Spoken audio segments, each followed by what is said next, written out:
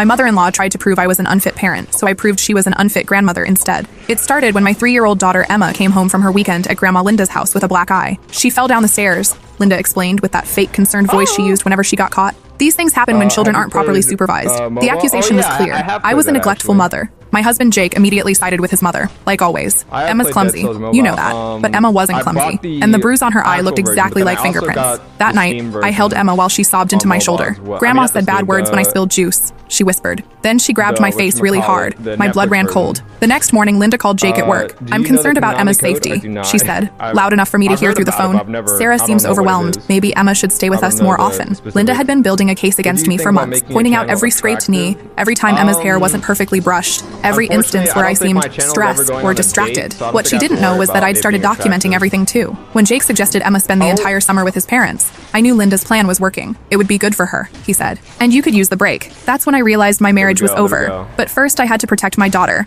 I made a decision that would change everything. The next Friday, instead of dropping Emma off at Linda's house, I installed a hidden camera in Emma's favorite stuffed animal, a pink bear she took everywhere. The camera was tiny, undetectable, and would record everything for 12 hours. I dropped Emma off with my usual smile. Have fun with Grandma, sweetheart. Linda barely looked at me. We'll call if there are any problems, she said coldly. 12 hours later, I picked up Emma and her bear. She was quieter than usual, but Linda seemed pleased with herself. Emma was much better behaved today, she announced. She's learning proper discipline. That night after Emma was asleep, I connected the camera to my laptop. What I saw made me physically sick. The footage started normally. Linda giving Emma lunch, playing with toys. But as soon as Emma spilled apple juice on her dress, Linda's demeanor changed completely. You stupid little brat, she hissed, grabbing Emma's arm so hard my daughter yelped. Just like your mother, clumsy and worthless. I watched in horror as Linda dragged Emma to the bathroom and forced her to stand in the corner for 2 hours. When Emma cried, Linda screamed at her to shut up. Nobody cares about your tears, Linda said. Your mother doesn't want you. That's why you're here. But the worst part came when Emma asked for water. Linda grabbed her by the shoulders and shook her. What did I tell you about asking for things? You get what I give you. Then she locked Emma in the guest bedroom for 3 hours. I could hear my daughter sobbing through the door, begging to come out. Please, Grandma, I'll be good, Emma's tiny voice pleaded. You should have thought of that before being such a brat, Linda replied through the door. When Emma wet herself from fear, Linda made her sit in the soiled clothes as punishment. This is what happens to bad girls, she said. Now you know how disgusting you are. I had to pause the video multiple times to vomit. This woman had been alone with my daughter dozens of times over the past year. The footage was devastating, but I needed more than one incident to build a case that would protect Emma permanently. The next weekend, I sent another recording device, this time sewn into Emma's jacket. The results were even worse. Linda had invited her neighbor friend Margaret over, and they spent the afternoon critiquing everything about Emma while treating her like a science experiment. Look at her posture, Margaret said, sipping tea while Emma stood trembling in the center of the room. No discipline at home, obviously. Sarah doesn't know how to raise a child, Linda agreed, circling Emma like a predator. That's why Emma needs to live here permanently. They made Emma stand perfectly still in the center of the living room while they pointed out her flaws in excruciating detail. Feet together, back straight, chin up, Linda commanded. This is how proper young ladies stand. When Emma's arms got tired and she dropped them slightly, Linda slapped her hands with a wooden ruler she kept specifically for these sessions. We'll do this until you get it right, she said with cold satisfaction. Your mother never taught you proper behavior, but I will. They made her practice for an hour and 15 minutes. Every mistake earned a sharp slap or harsh criticism. I watched my daughter's spirit break a little more with each cruel comment. Look at those fingernails, Margaret observed, leaning in close to Emma's trembling hands. Filthy. Sarah clearly doesn't teach basic hygiene. Emma had been gardening with me the day before, helping me plant flowers for Mother's Day. Her nails had traces of soil that I'd missed during her bath. I've been documenting everything, Linda said proudly, pulling out a thick folder. Sarah's drinking, her mood swings, Emma's constant injuries. The courts will see what kind of mother she really is. Margaret nodded approvingly. You're doing the right thing. That child deserves a stable home with proper guidance. Oh, she won't be with Sarah much longer, Linda replied smugly. I'm building an airtight case. Soon Emma will be where she belongs, with people who know how to raise children properly. They discussed my supposed failings while forcing Emma to stand motionless like a statue. When she shifted her weight or scratched an itch, Linda made her start the posture exercise over from the beginning. Your mother is weak, Linda told Emma directly, staring into her frightened eyes. That's why you have behavioral problems. But I'll fix you. I'll make you into a proper little lady. Emma started crying silently, tears streaming down her face. Stop that crying this instant, Linda snapped. Proper ladies don't cry over discipline. This is for your own good. That's when I realized the full scope of Linda's plan. She wasn't just trying to get more time with Emma. She was systematically breaking down my daughter's self-worth while building a custody case to steal her permanently. I found her documentation the following week when Jake asked me to pick up some papers from his parents' house for our taxes. Linda wasn't home, but Jake's father let me into the home office. She keeps all her important files in here, he said, gesturing to a wall of filing cabinets. Tax stuff should be in the family folder. There, in a manila folder labeled Emma's Welfare, was everything. Photos of Emma's scraped knees with timestamps and detailed descriptions. A leather-bound journal documenting every time I seemed tired or distracted. Screenshots of my social media posts that could be taken out of context. Even photographs of our house taken from outside, with notes about unsafe conditions. She'd even written detailed reports in the style of professional assessments, complete with letterhead she'd created. Date, March 15th, 7:30 p.m. Sarah appeared intoxicated at Emma's birthday party, slurring words and stumbling. Emma seemed embarrassed by her mother's behavior and sought comfort from other adults, witnessed by multiple guests. I'd had one glass of wine and twisted my ankle in heels while carrying Emma's birthday cake. Date, March 22nd, 8:15 a.m. Emma's clothes were wrinkled and mismatched, indicating neglect. Child appeared unkempt and tired, hair unbrushed, face unwashed. Sarah seemed irritated when I pointed out Emma's appearance. Emma had dressed herself that morning while I was dealing with a work crisis, and I thought her creative outfit choices were adorable. Date, April 3rd, 2:45 p.m. Sarah seems depressed and uninterested in parenting duties. Emma seeks attention from other adults, suggesting emotional neglect at home. Child appears hungry and asks repeatedly for snacks. I'd been grieving my father's death, and Emma was naturally social and always hungry for snacks. Date, April 10th, 4:20 p.m. Found Emma playing unsupervised near the pool area during family gathering. Sarah was nowhere to be found. Child could have drowned. When confronted, Sarah became defensive and angry. I'd been in the bathroom for 3 minutes, and the pool had a locked safety gate. The entries went on for pages, each one twisting normal parenting moments into evidence of my unfitness. Linda had been watching and documenting our lives for months, taking photos through our windows, timing my every move, and interpreting everything through the lens of neglect. At the bottom of the file was a business card for a family lawyer specializing in grandparents' rights, along with detailed notes about my supposed mental health issues and drinking problems. She'd even researched my medical history and found my prescription for anxiety medication after my father's death, which she documented as evidence of my instability. But there was more. I found a folder labeled Character References filled with statements from people in our community. Linda had apparently been conducting a whisper campaign about my parenting for months, carefully planting seeds of doubt about my fitness as a mother. Mrs. Henderson from the church. Sarah seems distracted during services. Emma often seeks attention from other adults. The child appears to be hungry for affection, which suggests emotional neglect at home. The pediatrician's receptionist. Sarah appears overly anxious during appointments. Asks excessive questions that suggest she's out of her depth with normal childhood development. Emma seems more comfortable with medical staff than with her mother. Even our mailman had been recruited. I've noticed that little girl plays outside alone frequently. Mother works from home but doesn't seem to supervise closely. Child has approached me several times seeking adult attention. Every normal aspect of our life had been weaponized against me. Linda had twisted Emma's friendliness into evidence of neglect, my work from home schedule into negligence, and my natural parental concern into anxiety disorder. The most damning was a folder labeled Professional Evaluation. Linda had somehow convinced Emma's preschool teacher to document concerning behaviors, though I suspected the teacher had no idea how her observations would be used. Emma exhibits anxiety around loud noises and unexpected touch, the teacher had written. She apologizes excessively for normal childhood mistakes and seems fearful of authority figures. These behaviors have become more pronounced over the past few months. These were symptoms of abuse, but Linda was presenting them as evidence that I was the abuser, when in reality, they were signs of Linda's own treatment of Emma. That night, I copied everything and started planning my counterattack. I realized I was dealing with someone far more dangerous and calculating than I'd ever imagined. I researched Linda's past, something I'd never bothered to do before marriage. What I found was illuminating and terrifying. 3 previous jobs as a nanny, all ending with mysterious misunderstandings with families. A neighbor complaint about her treatment of her own pets that had been dismissed due to her sterling reputation. Most damning, a sealed juvenile record for Jake's older sister Rachel, who I'd never met but who Linda claimed was unstable. When I dug deeper into public records, I found a pattern. Every family Linda had worked for had experienced some kind of crisis shortly after her employment ended. One family had gone through a bitter custody battle. Another had dealt with CPS investigations. A third had seen their teenage daughter run away from home. When I asked Jake about his sister that evening, his face went pale. Rachel doesn't talk to the family anymore, he said quietly. Mom says she's unstable, had some kind of breakdown in college, and blamed our family for everything that went wrong in her life. What kind of breakdown? I pressed.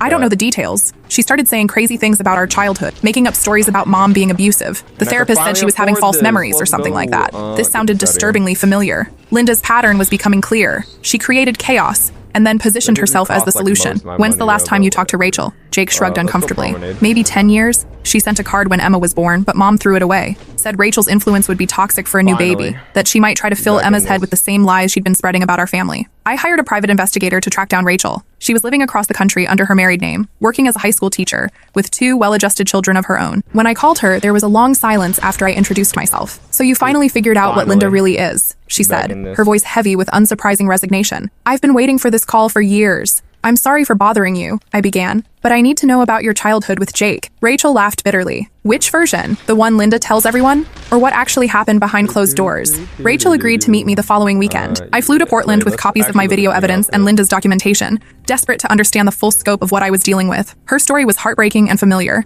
Rachel lived in a modest but warm house filled with her children's artwork and family photos. She was nothing like the unstable woman Linda had described. She broke my arm when I was Emma's age, Rachel said, showing me medical records she'd kept in a safety deposit box for over 20 years. Told everyone I fell off my bike. The doctor was suspicious. The break was consistent with someone grabbing and twisting, but Linda was so convincing. She cried and talked about how clumsy I was, how difficult it was to keep me safe. The pattern was clear. Linda had abused Jake and Rachel throughout their childhood, then convinced everyone she was the perfect mother when they struggled with the trauma. The psychological abuse was worse than the physical, Rachel continued, her voice steady but her hands shaking slightly. She had me convinced I was crazy, that my memories couldn't be trusted. She'd do horrible things to me, then the next day act like nothing had happened. When I'd try to tell my father or a teacher, she'd produce evidence that I was lying, fake diary entries she'd written in my handwriting, photos that seemed to contradict my story. Rachel showed me her own documentation, medical records spanning her childhood, therapy notes from college, even a recording she'd secretly made of Linda berating her during a phone call years ago. Listen to this, she said, playing the audio. Linda's voice was venomous,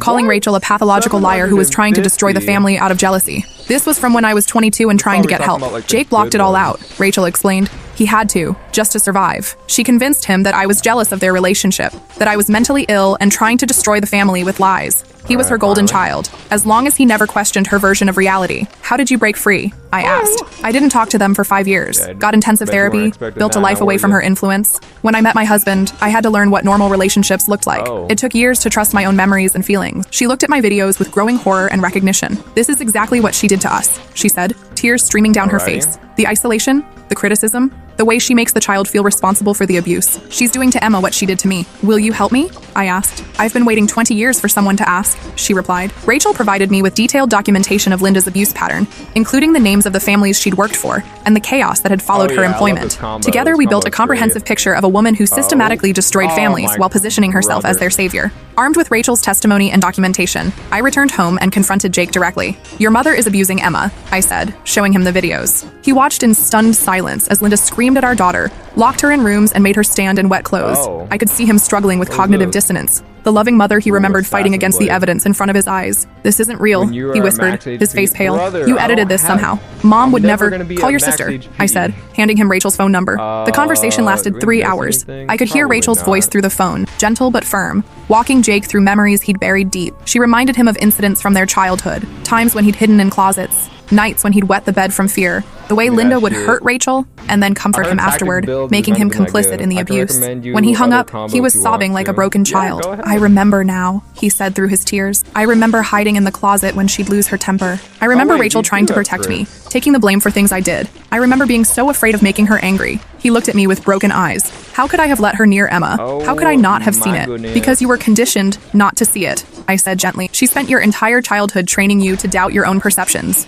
just like she's conditioning Emma now. The next morning, Jake called his mother with shaking hands. Emma won't be staying with you anymore, he said simply. Linda's reaction was immediate and explosive. How dare you keep my granddaughter from me? She screamed loud enough for me to hear across the room. You're both unfit parents. I have documentation proving it. I'll take that child away from you if it's the last thing I do. We know what you've been doing, Jake said quietly. I've been protecting that child from your wife's neglect. Linda hissed. Sarah is mentally unstable, just like your sister. Emma deserves a real family who can give her proper guidance and discipline. We are protecting her, Jake said, his voice growing stronger. From you. You've poisoned him against me, Linda spat into the phone. Just like that psychotic sister of his filled his head with lies. I won't let you destroy another family. I have evidence, Jake. Evidence that will show everyone what kind of mother Sarah really is. She hung up and immediately called her lawyer. 2 days later, we received papers. Linda was filing for emergency custody, claiming Emma was in immediate danger from neglect and abuse at home. Her petition was a masterpiece of manipulation, filled with lies and twisted truths that painted me as a dangerous, unstable mother, and Jake as an absent, neglectful father. She claimed I was an alcoholic who drank during the day while caring for Emma. She said Jake traveled constantly for work and showed no interest in parenting. She alleged that Emma showed signs of severe physical and emotional abuse, including unexplained injuries, behavioral problems,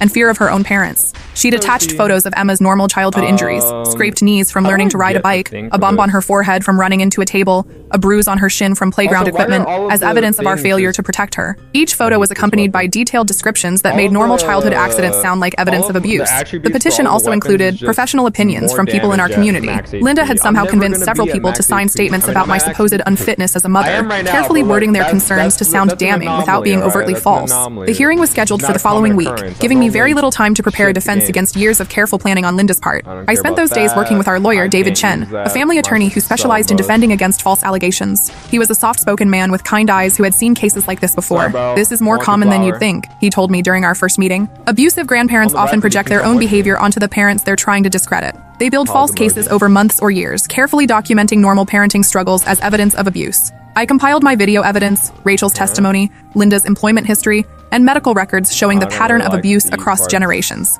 Most importantly, I arranged for Emma to be interviewed by Dr. Sarah Martinez, a child psychologist who specialized in abuse cases. The interview with Dr. Martinez was heartbreaking. Emma, who had always been chatty and outgoing, became quiet and withdrawn when asked about her grandmother. She drew pictures that no 3-year-old should be able to draw, images of fear and powerlessness that spoke to trauma beyond her years. Emma's exhibiting classic signs of emotional abuse, Dr. Martinez told me after the session, but she's also showing remarkable resilience. You've done a good job creating a safe environment for her to process what she's experienced. The hearing was unlike anything I'd ever experienced. The courtroom was packed with Linda's supporters, people from her church, neighbors, family friends who had no idea what she was really like behind closed doors. Linda arrived with her lawyer, dressed in a conservative navy suit that made her look like the perfect grandmother. She'd even brought tissues and kept them prominently displayed on the table, ready for her performance. She testified tearfully about Emma's concerning behaviors and my obvious neglect, painting herself as a reluctant whistleblower who had tried everything to help before resorting to legal action. That child is crying out for help, she said, dabbing her eyes with practiced precision. She comes to my house anxious and fearful. When I try to comfort her, she flinches as if she's been hit. I've tried to work with Sarah to offer support and guidance,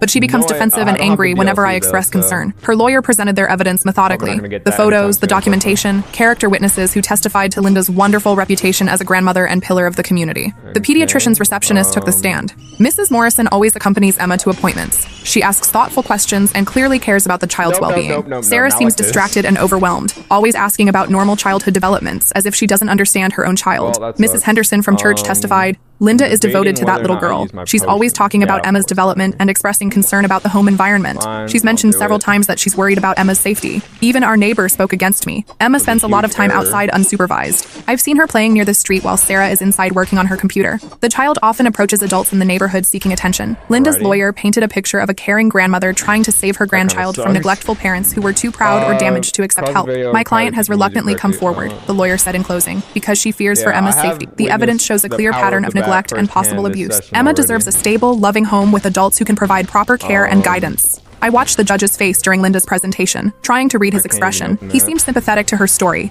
nodding along with her testimony. My heart sank as I realized how convincing she was, how perfectly she'd crafted her case. Then it was our turn. David Chen stood slowly and addressed the court with quiet confidence. Your Honor, we're here today because the petitioner has systematically abused her granddaughter, while building a false case against the child's loving parents. What you're about to see will shock you, but it represents the truth about Linda Morrison. He played the first video. The courtroom went completely silent as Linda's real voice filled the room, harsh and cruel in a way that contrasted sharply with her gentle testimony. You stupid little brat, just like your mother, clumsy and worthless. I watched Linda's face as her own words played back. For just a moment, her mask slipped, and I saw pure rage flash across her features before she composed herself again. We played clip after clip, Linda screaming at Emma, grabbing her roughly, locking her in rooms, making cruel comments about her granddaughter's appearance and behavior. The contrast between the woman on the witness stand and the woman in the videos was jarring. The judge's expression grew darker with each video, his earlier sympathy evaporating as he watched Linda's systematic abuse of a 3-year-old child. Your Honor, Linda's lawyer stammered, these videos are clearly edited or taken out of context. My client was attempting to provide discipline and structure. Are you claiming this is not your client's voice? David asked. The lawyer had no response. The videos were clearly unedited, showing continuous footage of Linda's abuse. We played the audio of Linda discussing her plan to take custody with her friend Margaret, her cruel comments about Emma's supposed defects, her systematic emotional abuse designed to break a 3-year-old's spirit. The room was silent except for the sound of Linda sobbing on the recording. Not tears of remorse, but frustrated rage at a child who wouldn't conform to her impossible demands. Then Rachel took the stand. She testified about her childhood with calm composure, speaking clearly about decades of abuse while maintaining her dignity. She showed the court medical records spanning years, injuries that couldn't be explained by normal childhood accidents, emergency room visits where doctors had noted suspicious patterns. My mother is very good at appearing concerned, Rachel said, looking directly at Linda. But behind closed doors, she's a predator who systematically targets the most vulnerable family members. She destroyed my childhood, convinced everyone I was mentally ill when I tried to get help, and now she's doing the same thing to Emma. Lord. Linda's lawyer attempted to discredit Rachel during cross-examination, suggesting she was unstable and seeking attention. Ma'am, isn't it true that you've been estranged from your family for years due to mental health issues? Rachel smiled sadly. I've been estranged from my abuser for years due to her mental health issues. There's a significant difference. The child psychologist testified next, presenting Emma's drawings and explaining their significance. Emma displays classic signs of emotional abuse, Dr. Martinez said. She flinches when touched unexpectedly, apologizes constantly for normal behavior, and shows severe anxiety around authority figures. She presented Emma's artwork from their sessions. When asked to draw her family, Emma had drawn herself, her parents, and several friends in bright colors. When asked specifically about her grandmother, Emma had drawn disturbing pictures. A large, angry face with sharp teeth hovering over a small figure. A little girl locked in a box. A woman with claws reaching for a crying child. The child described feeling scared and confused at her grandmother's house. Dr. Martinez continued, she believes she's bad, and that's why these things happen to her. This kind of self-blame is typical in abuse victims who are too young to understand that they're not responsible for adult behavior. In your professional opinion, David asked, who poses a threat to this child's well-being? Absolutely the grandmother, Dr. Martinez replied without hesitation. Emma shows no signs of abuse in her primary home. Her parents have created a secure, loving environment where she can express herself freely. The trauma symptoms only appear in relation to visits with the petitioner.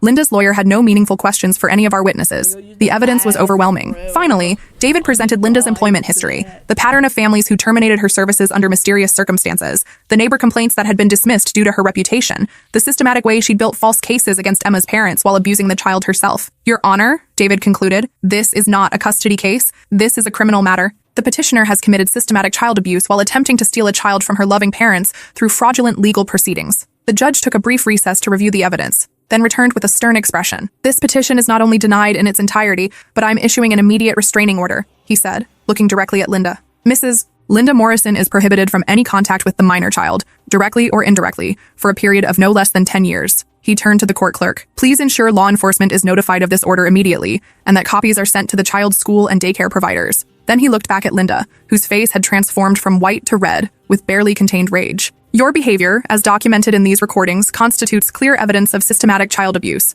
I'm referring this case to the district attorney for immediate criminal prosecution. Additionally, I'm ordering a full investigation into your past employment as a caregiver, and I'm recommending that your name be added to child abuse registries to prevent future employment with children. Linda couldn't contain herself any longer. She exploded out of her chair. This is ridiculous, she screamed. I'm the only one who truly cares about that child. These people have poisoned her against me with their lies and manipulation. Ma'am, the judge said firmly, you will sit down and remain silent, or I will hold you in contempt of court. Linda's lawyer grabbed her arm and tried to force her back into her seat, but she continued ranting. That child is in danger. Sarah is mentally unstable just like Jake's sister. Emma needs proper guidance and discipline, not this permissive nonsense that's ruining her. Bailiff, the judge called. As the bailiff approached, Linda finally sat down, but her mask had completely slipped. The gentle grandmother act was gone, replaced by the cruel, controlling woman I'd seen in the videos. The judge continued. I've been on this bench for 15 years, and I've rarely seen such clear evidence of systematic child abuse disguised as concern. The petitioner's actions represent a danger not just to this child, but potentially to other children in the community. He paused, looking around the courtroom at Linda's supporters,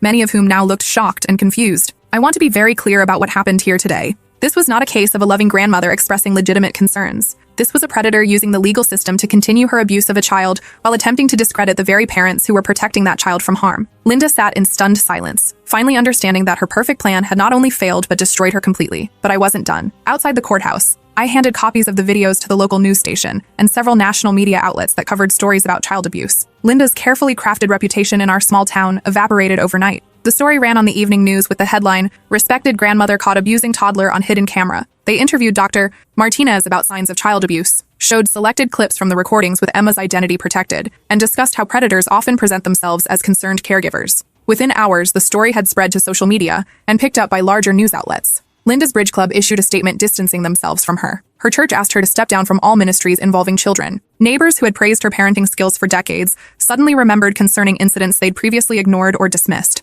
3 other families came forward with their own stories about Linda's babysitting. Children who'd returned home upset or injured, explanations that hadn't quite made sense, their own gut feelings that something was wrong but that they'd dismissed because of Linda's sterling reputation. One mother, Jennifer Walsh, shared her story on local news. My daughter Emma, also named Emma coincidentally, was 7 when Linda babysat for us. She came home one night and said Linda made her stand in the corner for hours because she couldn't tie her shoes fast enough. When I asked Linda about it, she said Emma was exaggerating and that children often make up stories to avoid consequences. I believed her because everyone said she was wonderful with kids. Another family revealed that their son had been afraid to stay with Linda after she forced him to eat food he was allergic to as discipline for being too picky. They'd switched babysitters but never reported the incident because they doubted their child's version of events. The criminal case moved swiftly. With video evidence, multiple witnesses, and Linda's outburst in court, the district attorney had an airtight case. Linda initially tried to fight the charges, claiming the videos were edited and that she was the victim of a conspiracy. But when faced with the overwhelming evidence, including expert analysis confirming the videos were authentic, she had no choice but to accept a plea deal. She pled guilty to child endangerment, filing false reports, and perjury. She received 2 years in prison,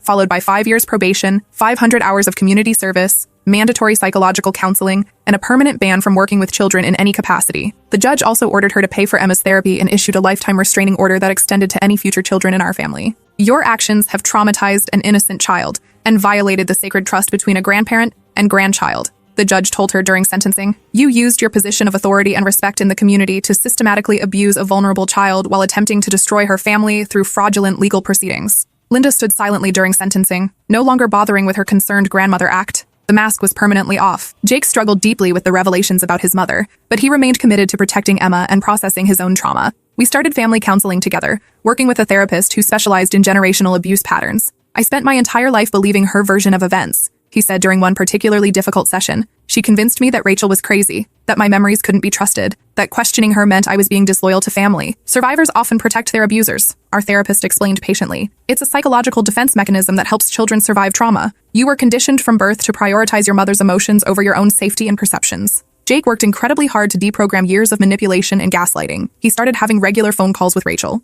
rebuilding their relationship and processing their shared trauma. Watching him reconnect with his sister was beautiful. They had so much healing to do together. Emma also started therapy specifically designed for young trauma survivors. In age-appropriate ways, she learned that adults shouldn't hurt children, that it's okay to tell the truth about scary things, and that she was loved unconditionally regardless of her behavior. Her progress was remarkable. The night terrors stopped within a month. She started laughing freely again, the spontaneous, joyful laughter of a child who feels safe. The constant apologizing faded as she learned that making mistakes was normal and wouldn't result in punishment or rejection. Grandma Linda was sick in her heart, Emma told me one day while we were coloring together. But you and Daddy keep me safe now. 6 months after the trial, we moved across the country for Jake's job transfer. A fresh start away from Linda's lingering influence and the small-town gossip that never quite dies, even after truth comes to light. Emma thrived immediately in her new preschool. She made friends easily and showed no signs of the anxiety and hypervigilance that had characterized her behavior during the abuse period. Her new teacher, Mrs. Rodriguez, pulled me aside after the first week. Emma is such a confident, happy child, she said with genuine warmth. She speaks up for herself, shows real empathy for others,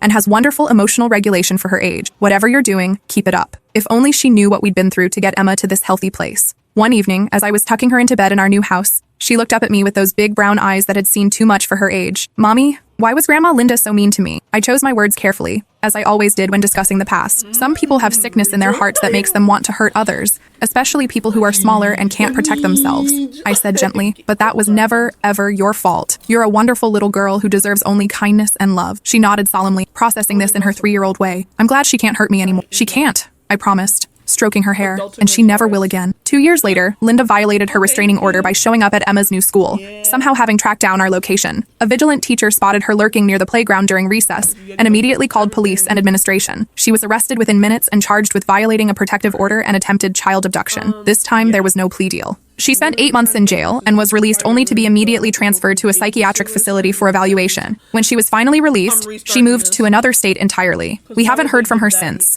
though our lawyer maintains a standing order to be notified if she ever attempts to contact us or locate our whereabouts. Jake and I eventually divorced 2 years after the trial. The trauma had damaged our relationship too deeply to repair, despite our best efforts in counseling. We both carried too much guilt. Him for not protecting Emma from his mother, me for not recognizing the signs sooner. But we co-parent successfully, united in our commitment to Emma's well-being. She feels secure and loved between both of our homes, and we've both done extensive work to ensure we never repeat the patterns we learned in our own childhoods. Emma is 8 now, confident and happy. She participates in multiple activities, has close friendships, and shows no lasting effects from Linda's abuse. She doesn't remember much about her grandmother anymore, which is exactly how we wanted it. Her child psychologist says this is normal and healthy. Young children often don't retain detailed memories of trauma if they're removed from the situation quickly and given proper support to heal. Sometimes people ask me if I feel guilty about destroying Linda's reputation and family relationships. I don't. Not even a little bit. She made her choices when she decided to hurt a defenseless child. She chose to systematically abuse Emma while building a false case against me. She chose to use the legal system as a weapon to continue her abuse.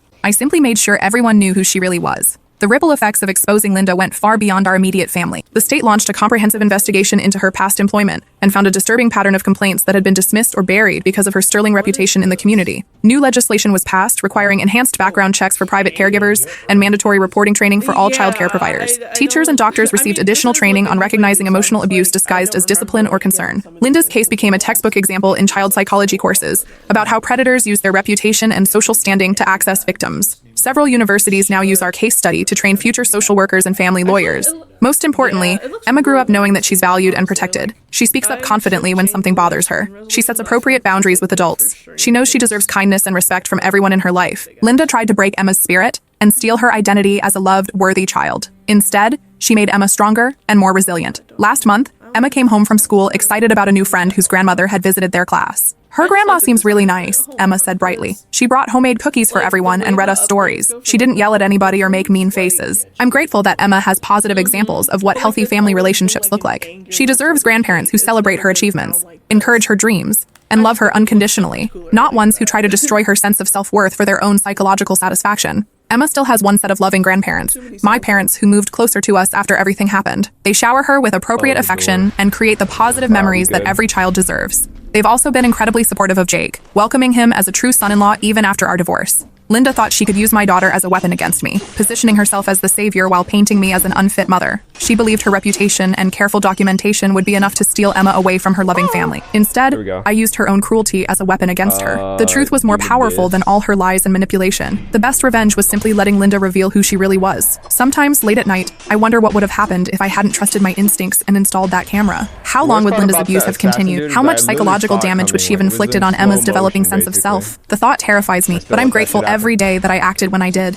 Emma knows she's loved, protected, and valued exactly as she is. She knows that adults who truly care about children don't hurt them, manipulate them, or try to turn them against their parents. She knows that when someone tries to harm her, there are people who will fight fiercely to keep her safe. Most importantly, she's learned that her voice matters, that speaking up about uncomfortable situations is not only okay, but necessary. This lesson will serve her well throughout her life. That's a lesson worth all the pain we went through to learn it. And that's how I knew that protecting Emma was worth destroying Linda's entire facade of respectability. The truth always wins in the end. You just have to be brave enough to document it and strong enough to fight for it.